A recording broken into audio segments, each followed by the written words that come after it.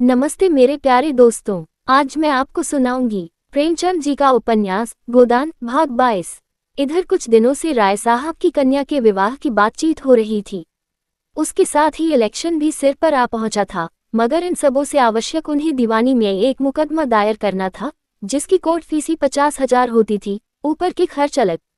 राय साहब के साले, जो अपनी रियासत के एकमात्र स्वामी थे, एन जवानी में मोटर लड़ जाने के कारण गत हो गए थे, और राय साहब अपने कुमार पुत्र की ओर से उस रियासत पर अधिकार पाने के लिए कानून की शरण लेना चाहते थे। उनके चचेरे सालों ने रियासत पर कब्जा जमा लिया था और राय साहब को उसमें से कोई हिस्सा देने पर तैयार न थे। राय साहब ने बहुत चाहा कि आपस में समझौता हो जाए और उनके चचेरे साले मायल गुजारा लेकर हट जाएं, यहाँ तक कि वो उस रियासत की आधी आमदनी छोड़ने पर तैयार थे, मगर सालों ने किसी तरह का समझौता स्वीकार न किया और केवल लाठी के जोर से रियासत में तहसील वसूल शुरू कर दी। राय साहब को अदालत की शरण में जाने के सिवा कोई मार्ग न रहा। मुकदमे में लाखों का खर्च था, मगर रियासत भी 20 लाख से कम की जायदाद न थी। वकीलों ने निश्चय रूप से कह दिया था कि आपकी शर्तिया डिग्री होगी। ऐसा मौका कौन छोड़ सकता था।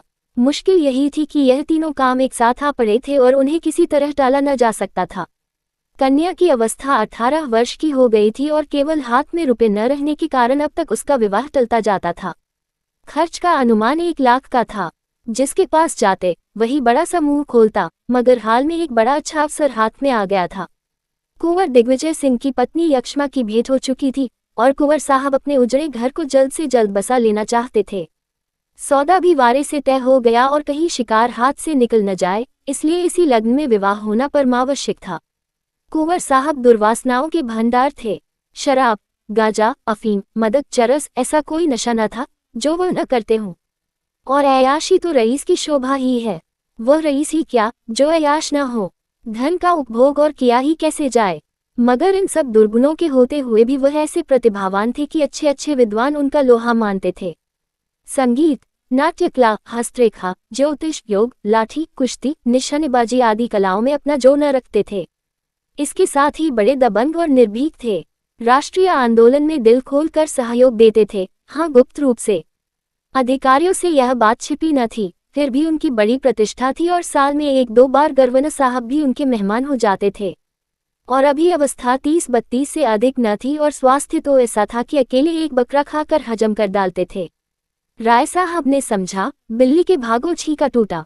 अभी कुंवर साहब षोडशी से निवृत्त भी न हुए थे कि राय साहब ने बातचीत शुरू कर दी। कुंवर साहब के लिए विवाह केवल अपना प्रभाव और शक्ति बढ़ाने का साधन था। राय साहब काउंसिल के मेंबर थे ही, यूं भी प्रभावशाली थे। राष्ट्रीय संग्राम में अपने त्याग का परिचय देकर श्रद्धा के पात्र भी बन चुके थे। शादी तय होने में कोई बाधा न हो सकती थी, और वह तय हो गई। रहा इलेक्शन, ये सोने की हंसिया थी, जिसे न उगलते बनता था न निगल।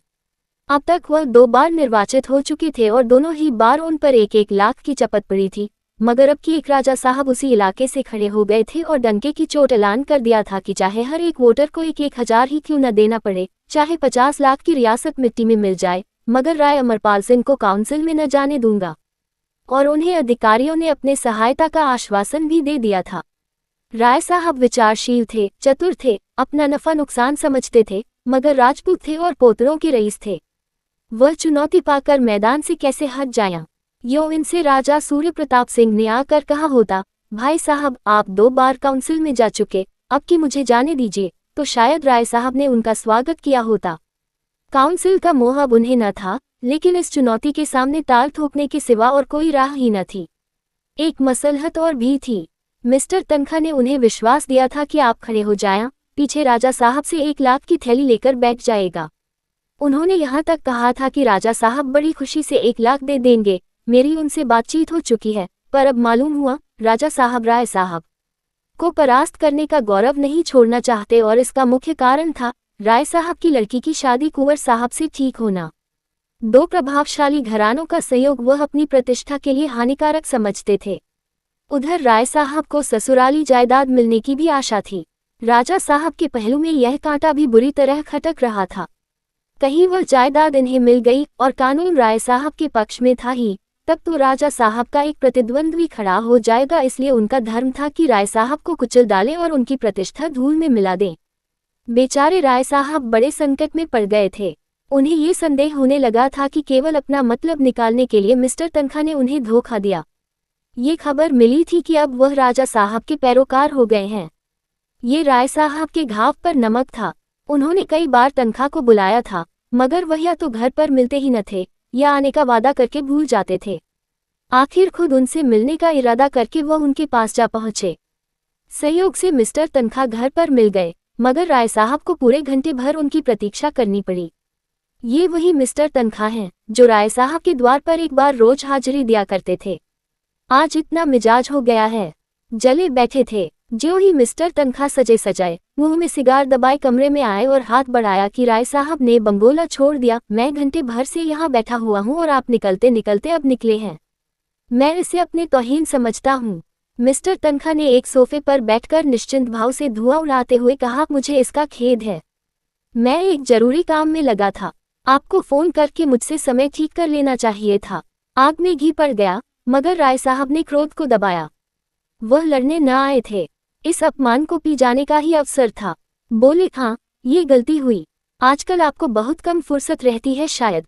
जी हाँ, बहुत कम, वरना मैं अवश्य आता। मैं उसी मुआमले के बारे में आपसे पूछने आया था। समझौते की तो कोई आशा नहीं मालूम होती। उधर तो जंग की तैयारियां बड़े जोरों से हो रही हैं। राजा साहब को तो आप जानते ही हैं, झक्कर आदमी है, पूरे सन की कोई न कोई धुन उन पर सवार रहती है। आजकल यही धुन है कि राय साहब को नीचा दिखा कर रहेंगे, और उन्हें जब एक धुन सवार हो जाती है तो फिर किसी की नहीं सुनते, चाहे कितना ही नुकसान उठाना पड़े। कोई 40 लाख का बोझ सिर पर है, फिर भी वही दमखम है, वही अलल्ले तलल्ले खर्च हैं। पैसे को तो कुछ समझते ही नहीं। नौकरों का वेतन 6 महीने से बाकी पड़ा हुआ है, मगर हीरा महल बन रहा है। संगमरमर का तो फर्श है। पच्चीकारी ऐसी हो रही है कि आंखें नहीं ठहरती। अफसरों के पास रोज डालियां जाती रहती हैं। सुना है कोई अंग्रेज मैनेजर रखने वाले हैं। फिर आपने कैसे कह दिया था कि आप कोई समझौता करा देंगे। मुझसे जो कुछ हो सकता था वह मैंने किया, इसके सिवा मैं और क्या कर सकता था। अगर कोई व्यक्ति अपने 2-4 लाख रुपए फंसाने ही पर तुला हुआ हो तो मेरा क्या बस। राय साहब अब क्रोध न संभाल सके, खासकर जब उन 2-4 लाख रुपए में से 10-20 हजार आपके हत्थे चढ़ने की भी आशा हो। मिस्टर तनखा अब क्यों दबते। बोले, राय साहब, साफ साफ न कहलवाए। यहाँ न मैं सन्यासी हूँ न आप, हम सभी कुछ न कुछ कमाने ही निकले हैं। आंख के अंधों और गांठ के पूरों की तलाश आपको भी उतनी ही है जितनी मुझको।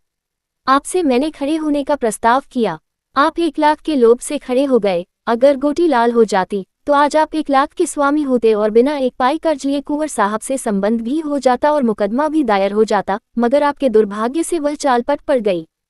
जब आप ही ठाठ पर रह गए तो मुझे क्या मिलता। आखिर मैंने झक मारकर उनकी पूंछ पकड़ी। किसी न किसी तरह ये वैतरणी तो पार करनी ही है। राय साहब को ऐसा आवेश आ रहा था कि इस दुष्ट को गोली मार दें। इसी बदमाश ने सब्ज बाग दिखाकर उन्हें खड़ा किया और अब अपनी सफाई दे रहा है। पीठ में धूल भी नहीं लगने देता, लेकिन परिस्थिति जबान बंद किए हुए थी। तो अब आपके किए कुछ नहीं हो सकता, ऐसा ही समझिए। मैं 50,000 पर भी समझौता करने को तैयार हूँ। राजा साहब किसी तरह न मानेंगे।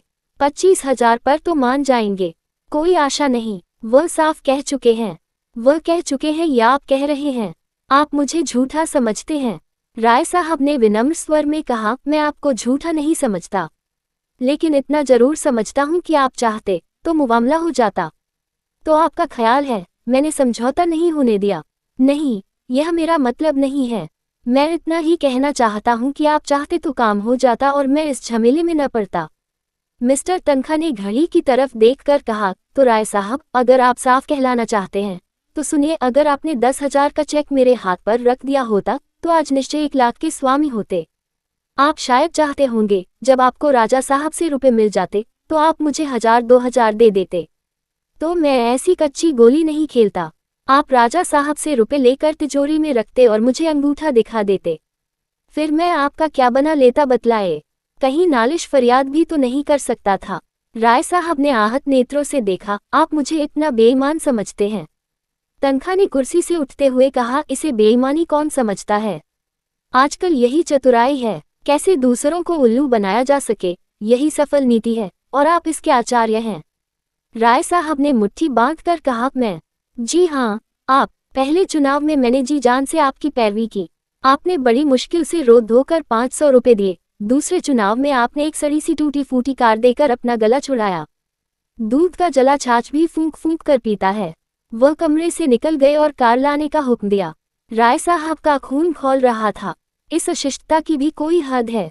एक तो घंटे भर इंतजार कराया और अब इतनी बेमुरौवती से पेश आकर उन्हें जबरदस्ती घर से निकाल रहा है।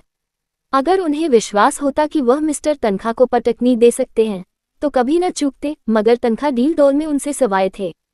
जब मिस्टर तनखा ने हॉर्न बजाया तो वह भी आकर अपनी कार पर बैठे और सीधे मिस्टर खन्ना के पास पहुंचे। 9 बज रहे थे, मगर खन्ना साहब अभी मीठी नींद का आनंद ले रहे थे। वह 2 बजे रात के पहले कभी न सोते थे और 9 बजे तक सोना स्वाभाविक ही था। यहाँ भी राय साहब को आधा घंटा बैठना पड़ा, इसीलिए जब कोई 9:30 बजे मिस्टर खन्ना मुस्कुराते हुए निकले तो राय साहब ने डांट बताए, अच्छा अब सरकार की नींद खुली है तो 9:30 बजे रुपए जमा कर लिए हैं न? जब ही बेफिक्री है। मेरी तरह ताल्लुकेदार होते तो अब तक आप ही किसी द्वार पर खड़े होते। बैठे बैठे सिर में चक्कर आ जाता। मिस्टर खन्ना ने सिगरेट केस उनकी तरफ बढ़ाते हुए प्रसन्न मुख से कहा, रात सोने में बड़ी देर हो गई। इस वक्त किधर से आ रहे हैं? राय साहब ने थोड़े शब्दों में अपनी सारी कठिनाइयां बयान कर दी। दिल में खन्ना को गालियां देते थे, जो उनका सहपाठी होकर भी सदैव उन्हें ठगने की फिक्र किया करता था, मगर मुंह पर उसकी खुशामद करते थे। खन्ना ने ऐसा भाव बनाया मानो उन्हें बड़ी चिंता हो गई है। बोले, मेरी तो सलाह है, आप इलेक्शन को गोली मारें और अपने सालों पर मुकदमा दायर कर दें। रही शादी, वह तो 3 दिन का तमाशा है, उसके पीछे जेरबार होना मुनासिब नहीं। कुंवर साहब मेरे दोस्तों में हैं, लेन देन का कोई सवाल न उठने पाएगा। राय साहब ने व्यंग करके कहा, आप ये भूल जाते हैं मिस्टर खन्ना कि मैं बैंकर नहीं, ताल्लुकेदार हूँ। कुंवर साहब दहेज नहीं मानते, उन्हें ईश्वर ने सब कुछ दिया है, लेकिन आप जानते हैं यह मेरी अकेली लड़की है और उसकी मां मर चुकी है। वह आज जिंदा होती तो शायद सारा घर लुटा कर भी उसे संतोष न होता। तब शायद मैं उसे हाथ रोककर खर्च करने का आदेश देता, लेकिन अब तो मैं उसकी माँ भी हूँ और बाप भी हूँ। अगर मुझे अपने हृदय का रक्त निकाल कर भी देना पड़े तो मैं खुशी से दे दूंगा। इस विधुर जीवन में मैंने संतान प्रेम से ही अपनी आत्मा की प्यास बुझाई है। दोनों बच्चों के प्यार में ही अपने पत्नीव्रत का पालन किया है। मेरे लिए यह असंभव है कि इस शुभ अवसर पर अपने दिल के अरमान न निकालूं। मैं अपने मन को तो समझा सकता हूँ, पर जिसे मैं पत्नी का आदेश समझता हूँ उसे नहीं समझाया जा सकता। और इलेक्शन के मैदान से भागना भी मेरे लिए संभव नहीं है। मैं जानता हूँ मैं हारूंगा। राजा साहब से मेरा कोई मुकाबला नहीं, लेकिन राजा साहब को इतना जरूर दिखा देना चाहता हूँ कि अमरपाल सिंह नर्मचारा नहीं है और मुकदमा दायर करना तो आवश्यक ही है। उसी पर तो सारा दारोमदार है। अब आप बतलाए, आप मेरी क्या मदद कर सकते हैं? मेरे डायरेक्टरों का इस विषय में जो हुक्म है वह आप जानते ही हैं, और राजा साहब भी हमारे डायरेक्टर हैं, ये भी आपको मालूम है। पिछला वसूल करने के लिए बार बार ताकीद हो रही है। कोई नया मुआमला तो शायद ही हो सके। राय साहब ने मुंह लटका कर कहा, आप तो मेरा डोंगा ही डुबाए देते हैं मिस्टर खन्ना। मेरे पास जो कुछ निज का है वह आपका है, लेकिन बैंक के मुआमले में तो मुझे स्वामियों के आदेशों को मानना ही पड़ेगा। अगर यह जायदाद हाथ आ गई, और मुझे इसकी पूरी आशा है, तो पाए पाए अदा कर दूंगा। आप बतला सकते हैं इस वक्त आप कितने पानी में हैं? राय साहब ने हिचकते हुए कहा, 5-6 लाख समझिए, कुछ कम ही होंगे। खन्ना ने अविश्वास के भाव से कहा, यह तो आपको याद नहीं है, यह आप छिपा रहे हैं। राय साहब ने जोर देकर कहा, जी नहीं, मैं न भूला हूँ और न छिपा रहा हूँ।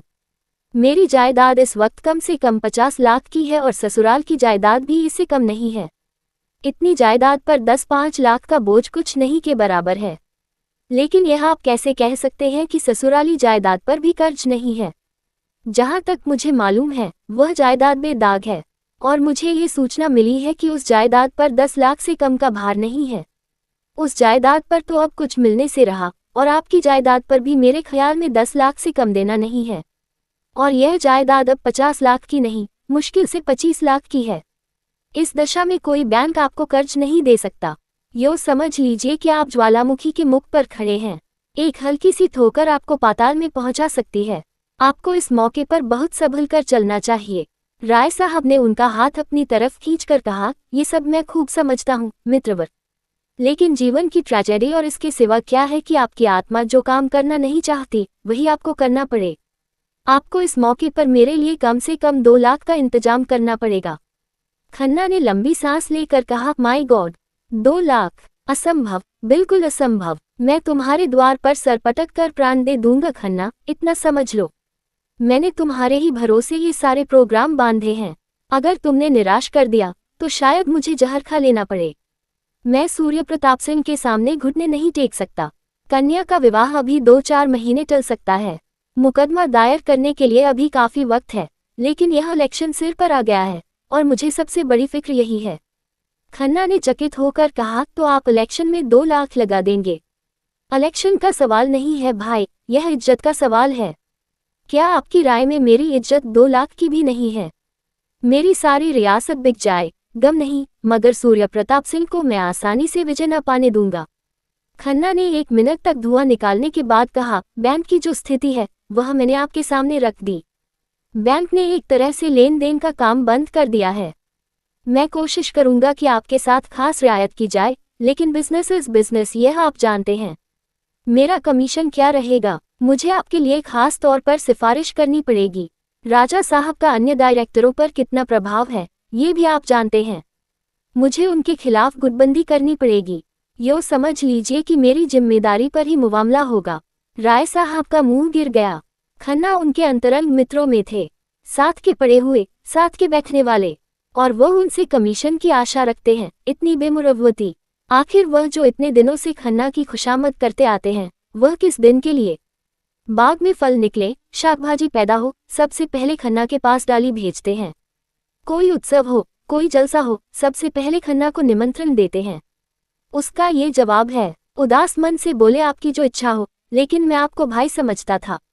खन्ना ने कृतज्ञता के भाव से कहा, यह आपकी कृपा है। मैंने भी सदैव आपको अपना बड़ा भाई समझा है और अब भी समझता हूँ। कभी आपसे कोई पर्दा नहीं रखा, लेकिन व्यापार एक दूसरा ही क्षेत्र है। यहाँ कोई किसी का दोस्त नहीं, कोई किसी का भाई नहीं। जिस तरह मैं भाई के नाते आपसे यह नहीं कह सकता कि मुझे दूसरों से ज्यादा कमीशन दीजिए, उसी तरह आपको भी मेरे कमीशन में रियायत के लिए आग्रह न करना चाहिए। मैं आपको विश्वास दिलाता हूँ कि मैं जितनी रियायत आपके साथ कर सकता हूँ उतनी करूँगा। कल आप दफ्तर के वक्त आएं और लिखा पढ़ी कर लें। बस, बिस्नेज खत्म। आपने कुछ और सुना? मेहता साहब आजकल मालती पर बेतरह रीझे हुए हैं। सारी फिलासफी निकल गई। दिन में 1-2 बार जरूर हाजिरी दे आते हैं और शाम को अक्सर दोनों साथ साथ सैर करने निकलते हैं। ये तो मेरी ही शान थी कि कभी मालती के द्वार पर सलामी करने न गया। शायद अब उसी की कसर निकाल रही है। कहाँ तो ये हाल था कि जो कुछ है मिस्टर खन्ना हैं। कोई काम होता तो खन्ना के पास दौड़ी आती, जब रूपों की जरूरत पड़ती तो खन्ना के नाम पुरजा आती। और कहाँ अब मुझे देखकर मुंह फेर लेती हैं।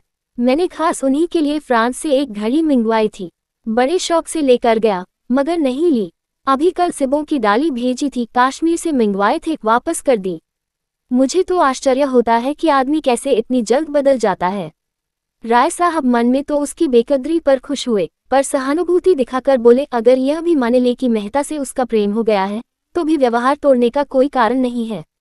खन्ना व्यथित स्वर में बोले, यही तो रंज है भाई साहब। ये तो मैं शुरू से जानता था, वह मेरे हाथ नहीं आ सकती।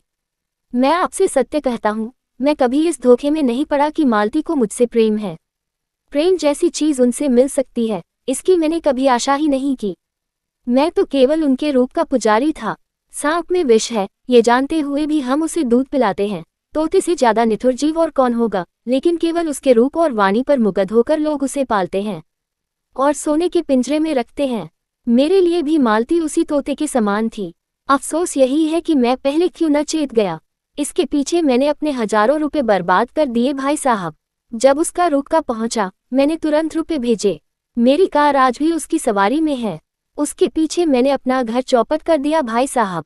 हृदय में जितना रस था, वह ऊसर की ओर इतने वेग से दौड़ा कि दूसरी तरफ का उद्यान बिल्कुल सूखा रह गया। बरसों हो गए, मैंने गोविंदी से दिल खोलकर बात भी नहीं की। उसकी सेवा और स्नेह और त्याग से मुझे उसी तरह अरुचि हो गई थी, जैसे अजीर्ण के रोगी को मोहनभोग से हो जाती है। मालती मुझे उसी तरह नचाती थी, जैसे मदारी बंदर को नचाता है, और मैं खुशी से नाचता था। वह मेरा अपमान करती थी और मैं खुशी से हंसता था। वह मुझ पर शासन करती थी और मैं सिर झुकाता था। उसने मुझे कभी मुंह नहीं लगाया, यह मैं स्वीकार करता हूँ। उसने मुझे कभी प्रोत्साहन नहीं दिया, ये भी सत्य है, फिर भी मैं पतंगे की भांति उसके मुखदीप पर प्राण देता था। और अब वह मुझसे शिष्टाचार का व्यवहार भी नहीं कर सकती। लेकिन भाई साहब, मैं कह देता हूँ कि खन्ना चुप बैठने वाला आदमी नहीं है। उसके पुर्जे मेरे पास सुरक्षित हैं, मैं उससे एक एक पाई वसूल कर लूंगा, और डॉक्टर मेहता को तो मैं लखनऊ से निकाल कर दम लूंगा। उनका रहना यहाँ असंभव कर दूंगा। उसी वक्त हॉर्न की आवाज आए और एक क्षण में मिस्टर मेहता आकर खड़े हो गए। गोरा चिट्टा रंग, स्वास्थ्य की लालिमा गालों पर चमकती हुई, नीची अचकन, चूड़ीदार पाजामा, सुनहरी ऐनक, सौम्यता के देवता से लगते थे। खन्ना ने उठकर हाथ मिलाया। आइए मिस्टर मेहता, आप ही का जिक्र हो रहा था। मेहता ने दोनों सज्जनों से हाथ मिलाकर कहा, बड़ी अच्छी साइट में घर से चला था कि आप दोनों साहबों से एक ही जगह भेंट हो गई। आपने शायद पत्रों में देखा होगा, यहाँ महिलाओं के लिए व्यायामशाला का आयोजन हो रहा है। मिस मालती उस कमेटी की सभानेत्री हैं। अनुमान किया गया है कि शाला में 2 लाख रुपए लगेंगे। नगर में उसकी कितनी जरूरत है, यह आप लोग मुझसे ज्यादा जानते हैं। मैं चाहता हूँ आप दोनों साहबों का नाम सबसे ऊपर हो। मिस मालती खुद आने वाली थी, पर आज उनके फादर की तबीयत अच्छी नहीं है, इसलिए न आ सकी। उन्होंने चंदे की सूची राय साहब के हाथ में रख दी। पहला नाम राजा सूर्य प्रताप सिंह का था, जिसके सामने 5,000 रुपए की रकम थी। उसके बाद कुंवर दिग्विजय सिंह के 3,000 रुपए थे। इसके बाद कई रिक्में इतनी या इससे कुछ कम थीं। मालती ने 500 रुपए दिए थे और डॉक्टर मेहता ने 1,000 रुपए। राय साहब ने अप्रतिभ होकर कहा, कोई 40,000 तो आप लोगों ने फटकार लिए। मेहता ने गर्व से कहा, ये सब आप लोगों की दया है, और यह केवल 3 घंटों का परिश्रम है। राजा सूर्य प्रताप सिंह ने शायद ही किसी सार्वजनिक कार्य में भाग लिया हो, पर आज तो उन्होंने बेकहे सुने चेक लिख दिया। देश में जागृति है, जनता किसी भी शुभ काम में सहयोग देने को तैयार है, केवल उसे विश्वास होना चाहिए कि उसके दान का सद्व्यय होगा। आपसे तो मुझे बड़ी आशा है मिस्टर खन्ना। खन्ना ने उपेक्षा भाव से कहा, मैं ऐसे फजूल के कामों में नहीं पड़ता। न जाने आप लोग पश्चिम की गुलामी में कहाँ तक जाएंगे। यूं ही महिलाओं को घर से अरुचि हो रही है, व्यायाम की धुन सवार हो गई तो वह कहीं की न रहेंगी। जो औरत घर का काम करती है उसके लिए किसी व्यायाम की जरूरत नहीं, और जो घर का कोई काम नहीं करती और केवल भोग विलास में रत है, उसके व्यायाम के लिए चंदा देना मैं अधर्म समझता हूँ। मेहता जरा भी निरुत्साह न हुए। ऐसी दशा में मैं आपसे कुछ मांगूंगा भी नहीं। जिस आयोजन में हमें विश्वास न हो उसमें किसी तरह की मदद देना वास्तव में अधर्म है। आप तो मिस्टर खन्ना से सहमत नहीं है राय साहब। राय साहब गहरी चिंता में डूबे हुए थे। सूर्य प्रताप के 5,000 उन्हें हतोत्साह किए डालते थे। चौंक कर बोले, आपने मुझसे कुछ कहा? मैंने कहा, आप तो इस आयोजन में सहयोग देना अधर्म नहीं समझते। जिस काम में आप शरीक हैं वह धर्म है या अधर्म, इसकी मैं परवाह नहीं करता। मैं चाहता हूँ आप खुद विचार करें और अगर आप इस आयोजन को समाज के लिए उपयोगी समझें तो उसमें सहयोग दें। मिस्टर खन्ना की नीति मुझे बहुत पसंद आई। खन्ना बोले, मैं तो साफ कहता हूँ और इसीलिए बदनाम हूँ। राय साहब ने दुर्बल मुस्कान के साथ कहा, मुझमें तो विचार करने की शक्ति ही नहीं। सज्जनों के पीछे चलना ही मैं अपना धर्म समझता हूँ। तो लिखिए कोई अच्छी रकम, जो कहिए वो लिख दूं। जो आपकी इच्छा, आप जो कहिए वो लिख दूं। तो 2,000 से कम क्या लिखिएगा? राय साहब ने आहत स्वर में कहा, आपकी निगाह में मेरी यही हैसियत है। उन्होंने कलम उठाया और अपना नाम लिखकर उसके सामने 5,000 लिख दिए। मेहता ने सूची उनके हाथ से ले ली, मगर उन्हें उतनी ग्लानि हुई कि राय साहब को धन्यवाद देना भी भूल गए। राय साहब को चंदे की सूची दिखाकर उन्होंने बड़ा अनर्थ किया। ये शूल उन्हें व्यथित करने लगा। मिस्टर खन्ना ने राय साहब को दया और उपहास की दृष्टि से देखा, मानो कह रहे हो, कितने बड़े गधे हो तुम। सहसा मेहता राय साहब के गले लिपट गए और उन्मुक्त कंठ से बोले, 3 चीयर्स फॉर राय साहब, हिप हिप हरा। खन्ना ने खिसिया कर कहा, ये लोग राजे महाराजे ठहरे, यह इन कामों में दान न दे तो कौन दे? मेहता बोले, मैं तो आपको राजाओं का राजा समझता हूँ। आप उन पर शासन करते हैं, उनकी चोटी आपके हाथ में है। राय साहब प्रसन्न हो गए। यह आपने बड़े माके की बात कही मेहता जी। हम नाम के राजा हैं, असली राजा तो हमारे बैंकर हैं। मेहता ने खन्ना की खुशामद का पहलू अख्तियार किया। मुझे आपसे कोई शिकायत नहीं है खन्ना जी। आप अभी इस काम में नहीं शरीक होना चाहते, न सही, लेकिन कभी न कभी जरूर आएंगे। लक्ष्मीपतियों की बदौलत ही हमारी बड़ी बड़ी संस्थाएं चलती हैं। राष्ट्रीय आंदोलन को 2-3 साल तक किसने इतनी धूमधाम से चलाया? इतनी धर्मशाले और पाठशाले कौन बनवा रहा है? आज संसार का शासन सूत्र बैंकरों के हाथ में है। सरकारें उनके हाथ का खिलौना है। मैं भी आपसे निराश नहीं हूँ। जो व्यक्ति राष्ट्र के लिए जेल जा सकता है, उसके लिए 2-4 हजार खर्च कर देना कोई बड़ी बात नहीं है। हमने तय किया है, इस शाला का बुनियादी पत्थर गोविंदी देवी के हाथों रखा जाए। हम दोनों शीघ्र ही गवर्नर साहब से भी मिलेंगे और मुझे विश्वास है हमें उनकी सहायता मिल जाएगी। लेडी विल्सन को महिला आंदोलन से कितना प्रेम है, आप जानते ही हैं। राजा साहब की और अन्य सज्जनों की भी राय थी कि लेडी विल्सन से ही बुनियाद रखवाई जाए, लेकिन अंत में यह निश्चय हुआ कि यह शुभ कार्य किसी अपनी बहन के हाथों होना चाहिए। आप कम से कम उस अवसर पर आएंगे तो जरूर। खन्ना ने उपहास किया। हाँ, जब लॉर्ड विल्सन आएंगे तो मेरा पहुंचना जरूरी ही है। इस तरह आप बहुत से रईसों को फांस लेंगे। आप लोगों को लटके खूब सूझते हैं, और हमारे रईस हैं भी इस लायक। उन्हें उल्लू बनाकर ही मुनना जा सकता है। जब धन जरूरत से ज्यादा हो जाता है तो अपने लिए निकास का मार्ग खोजता है। यो न निकल पाएगा तो जुए में जाएगा, घुड़दौड़ में जाएगा, ईंट पत्थर में जाएगा या अयाशी में जाएगा। 11 का अमल था। खन्ना साहब के दफ्तर का समय आ गया। मेहता चले गए। राय साहब भी उठे कि खन्ना ने उनका हाथ पकड़ बैठा लिया। नहीं, आप जरा बैठिए। आप देख रहे हैं, मेहता ने मुझे इस बुरी तरह फूंका है कि निकलने को कोई रास्ता ही नहीं रहा। गोविंदी से बुनियाद का पत्थर रखवाएंगे। ऐसी दशा में मेरा अलग रहना हास्यास्पद है या नहीं? गोविंदी कैसे राजी हो गई, मेरी समझ में नहीं आता, और मालती ने कैसे उसे सहन कर लिया, ये समझना और भी कठिन है। आपका क्या ख्याल है, इसमें कोई रहस्य है या नहीं? राय साहब ने आत्मीयता जताई। ऐसे मामले में स्त्री को हमेशा पुरुष से सलाह ले लेनी चाहिए। खन्ना ने राय साहब को धन्यवाद की आंखों से देखा। इन्हीं बातों पर गोविंदी से मेरा जी जलता है, और उस पर मुझी को लोग बुरा कहते हैं। आप ही सोचिए, मुझे इन झगड़ों से क्या मतलब? इनमें तो वह पड़े जिसके पास फालतू रुपए हो, फालतू समय हो और नाम की हवस हो। होना यही है कि 2-4 महाशय सेक्रेटरी और अंडर सेक्रेटरी और प्रधान और उपप्रधान बनकर अफसरों को दावतें देंगे, उनके कृपापात्र बनेंगे और यूनिवर्सिटी की छोकरियों को जमा करके बिहार करेंगे। व्यायाम तो केवल दिखाने के दांत हैं। ऐसी संस्था में हमेशा यही होता है और यही होगा, और उल्लू बनेंगे हम और हमारे भाई जो धनी कहलाते हैं, और यह सब गोविंदी के कारण। वह एक बार कुर्सी से उठे, फिर बैठ गए। गोविंदी के प्रति उनका क्रोध प्रचंड होता जाता था। उन्होंने दोनों हाथ से सिर को संभाल कर कहा, मैं नहीं समझता, मुझे क्या करना चाहिए? राय साहब ने ठकुर सोहाती की, कुछ नहीं, आप गोविंदी देवी से साफ कह दे, तुम मेहता को इनकारी खत लिख दो, छुट्टी हुई। मैं तो लाग डांट में फंस गया।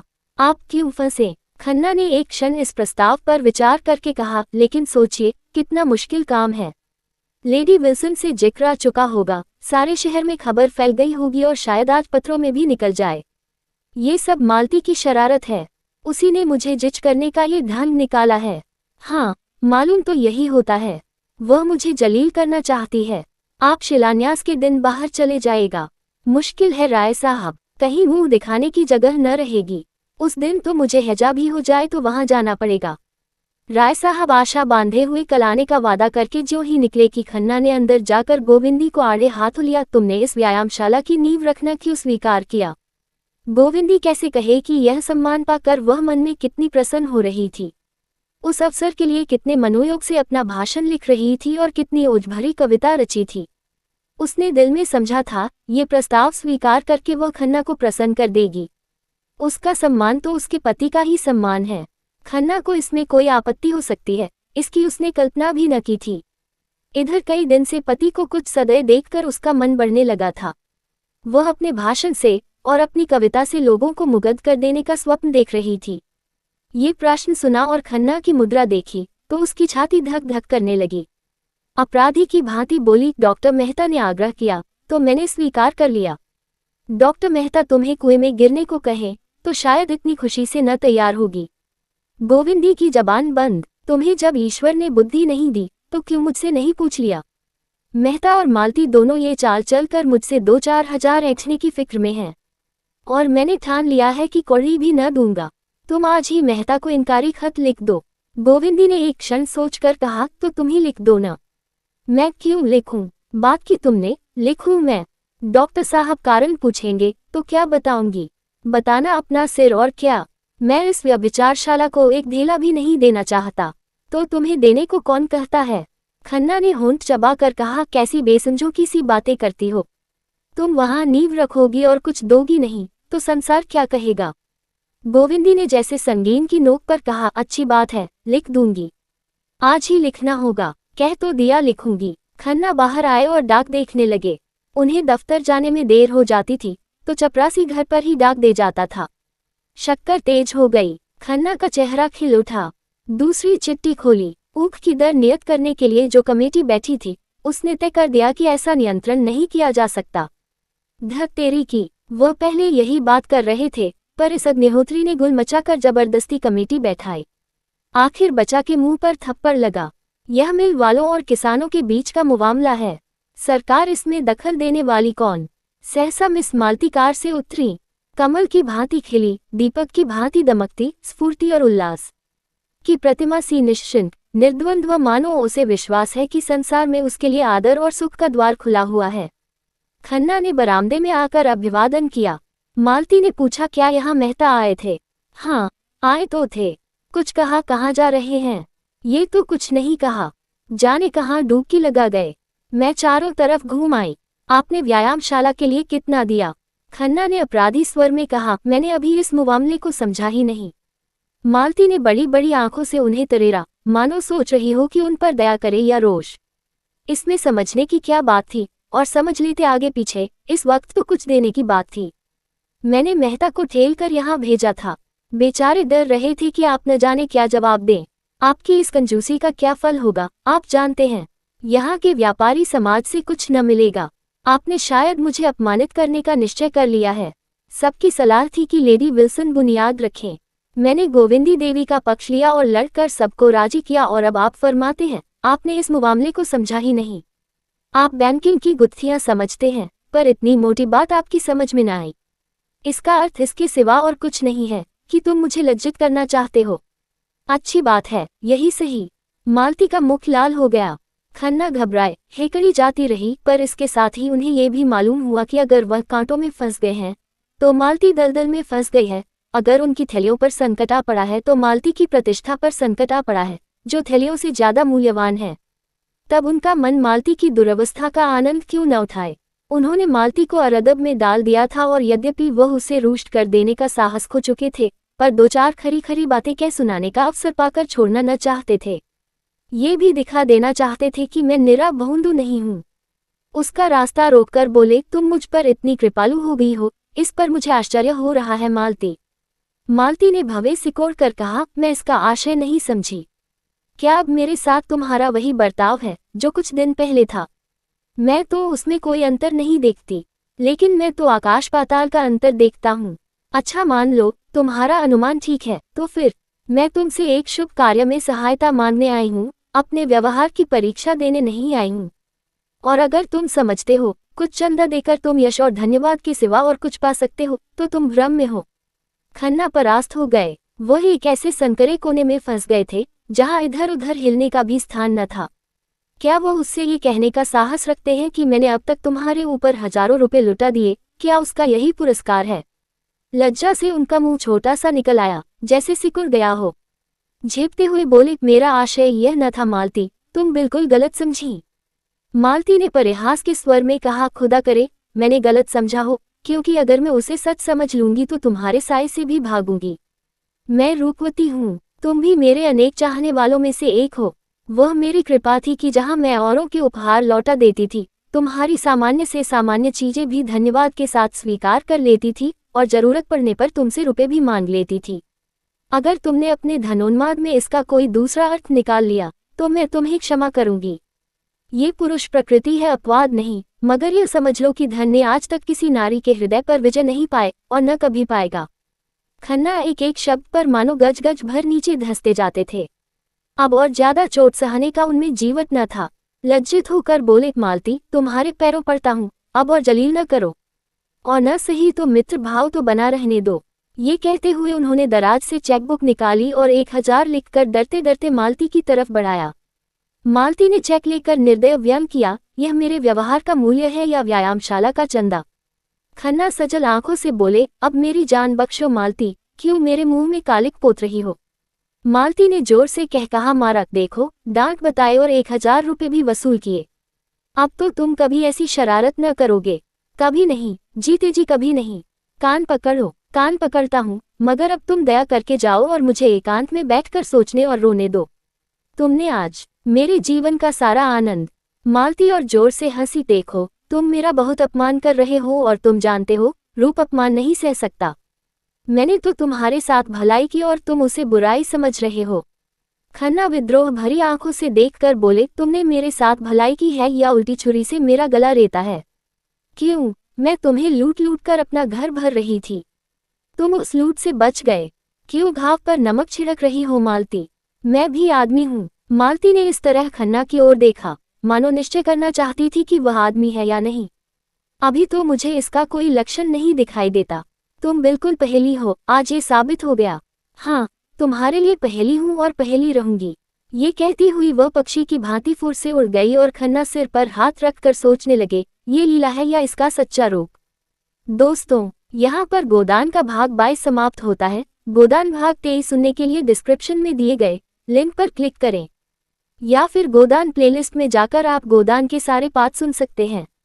धन्यवाद दोस्तों। वीडियो को लाइक करें और अपनी राय कमेंट बॉक्स में ज़रूर दें, और हाँ, चैनल को सब्सक्राइब भी कर लें ताकि आपको हमारे सारे अपडेट्स मिलते रहें।